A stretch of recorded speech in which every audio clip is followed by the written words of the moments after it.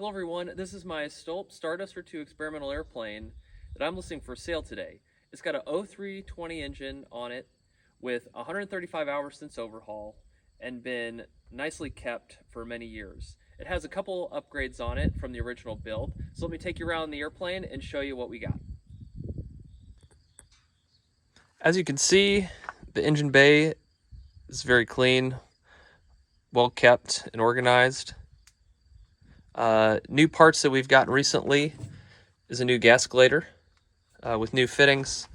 And as I said, the 0320 engine currently only has 135 hours on it, but we do fly it, so that number may go up. Again, as you can see from the last condition inspection, high compressions on this side, same on the other side.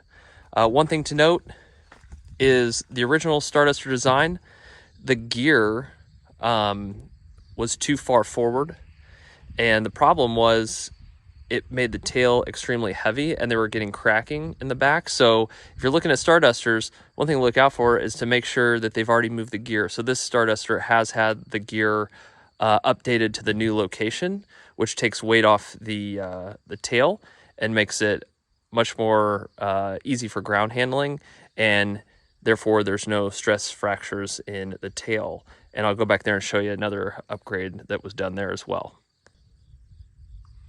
So right behind this covering here, there's an elbow here for the back of the fuselage.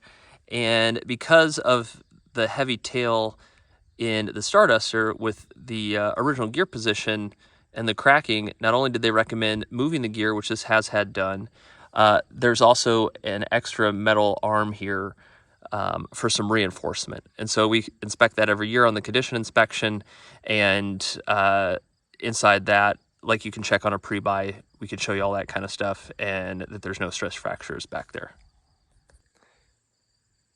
As you can tell, fabric is in great shape.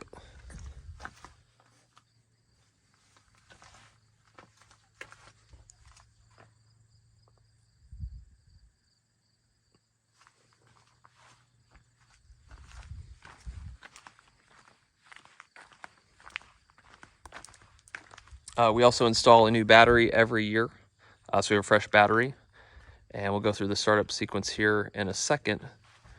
And I just pulled out of the hangar, so we'll go ahead and do a cold start so you can see what that looks like. This aircraft does have two fuel tanks, one in the nose and one in the upper wing. We primarily just use the main tank, especially flying by yourself. Even full tanks, you're going to get about 3 hours of flight time just on the full nose tank. So I personally have actually never even put gas in the top tank. That's more for fairing and extended flights. All right, so the inside panel, you got your basic instruments here. You'll see the Dynon light up here once we get it started. The original owner actually installed a fire bottle for the engine. That has been taken out, so this is just for looks here. This is not connected to anything. The siren is actually still connected. I do not use it. So actually we just have the fuse pulled. So that is available. Just kind of some interesting add-ons that you see in experimental sometimes. I got my RAM mount here. Obviously headset. Here's your trim, throttle, mixture, carb heat. And really, you don't prime this aircraft, which is up here. It's got a nice fuel pump right here, so I'll go through the start sequence. So we're just going to go, the fuel is already on, which is down here at the bottom here. It's on the main tank. We're going to take the mixture rich, of course. Obviously, a lot of you guys already know this, but little two pumps here. But for those that aren't familiar, I figured I'd walk you through it. So I'm going to open a quarter, and we go ahead and hit our master switch. And we do have an alternator. We got engine instruments and then flight instruments, which we'll see in a second. I'm going to set the phone down. This is a cold start, so you can see how that goes. And I'll set the phone down so you can hear it. Got our fuel pump on. Hear it kick on there. And then we'll go left, right, both start. And I'm going to use two hands, so let's see if I can do this with the, see if I can I got a little grill mount here, so let's see if that works. All right.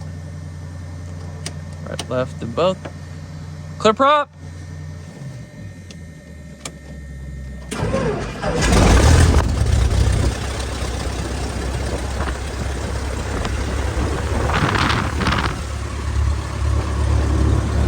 All right, now we have flight instruments. We obviously got PSI for the oil. Oil tip's gonna start coming up.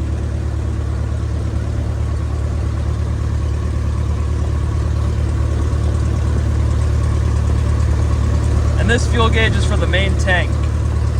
So you can see we're just under 3/4. RPM gauge over here.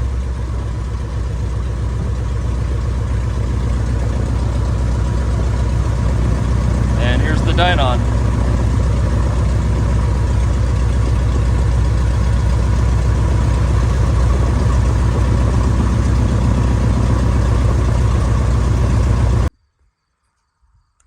Here's the passenger front seat instruments, basic instruments, full controls. The only thing you don't have is brakes. There are no brakes, but you do have rudder control. And then there's a quick release pin down here for the yoke in case you want to take people for rides that you don't want messing with the stick. So as you can see, that was literally a cold start. I haven't started in about 3 weeks, and oil's super clean. Actually, at the oil changes, it looks like we had just changed it. So engine starts up right away. Really nice. Like I said, only 135 hours on the engine. Some of the extras it does come with is I do have a Bruce's custom cover, and it's the thickest one you can get. That's so when you take it to shows, if you have to park it outside overnight, you maybe have some storms or something, some light storms, and you can't get it inside, that comes with it. That's about, I think that was almost a $900 value there, and it's custom made with the tail number on it for this aircraft. The other thing is it's coming up for condition inspection. So I'm actually going to, in the price, it's actually, I'm going to include the pre-buy. I will pay for that, included in the asking price. So however you want to do the pre-buy, we'll just do a full condition inspection and I'll pay for that. So I'll be covered on my end. And then the big question, why am I selling? I ask myself that every day. The thing is, too many airplanes right now. That's actually the problem. So good problem. I just haven't had time to fly as much as I wanted to. Also, it's hard. You really do want to keep these inside. This has been hangar kept since day one. That's why the fabric is in such nice shape. It's spent the night outside very few times. I've personally kept it outside overnight one time in almost 2 years of owning it. Super fun to fly. Nice little story about Starduster 2 is that I got my tail wheel rating in a Citabria, and everyone's like, oh, Stardusters are real squirrely. I think this is 100 times easier to fly than a Starduster, mainly because you have a lot more effectiveness of that rudder with the biplane. So I really do enjoy flying it.